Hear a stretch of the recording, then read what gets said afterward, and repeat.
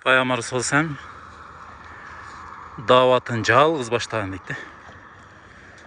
Кейін жанына келіп қосылғандарды, жардам бергендерді, қайғысын бөлішкендерді Алла Таала тербесінде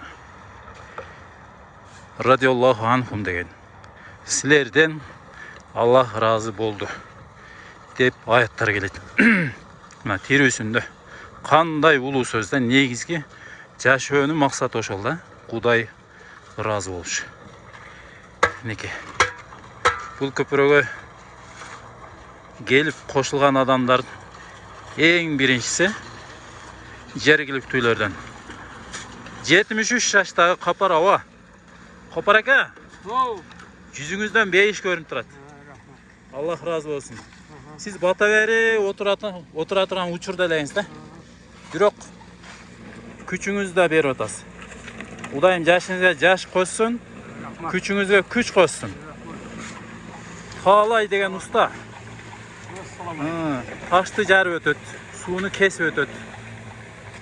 Жакшыбы? Неке ушул кетта уста. Андан кийин келип кошулган Асан аба. Ушул жердин эң адептүү акалардан бирөөсү. Кандай жакшысызбы? Асан ака. Көрүүчүлөргө салам айтып коюң. Алла разы болсын ака. Асан аба мейил видеону астадан неке кетмен кармап жардам берип атат. Токтосун аба. Неке.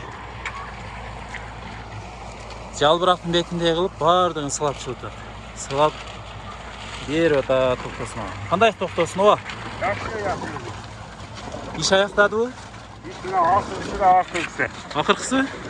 Like'tan başla. Like basıp koylu. Ömrünüz uzak olsun. Kolunuz dert görmesin. Uşul yere gelip iş bitiriş size nasip eken de.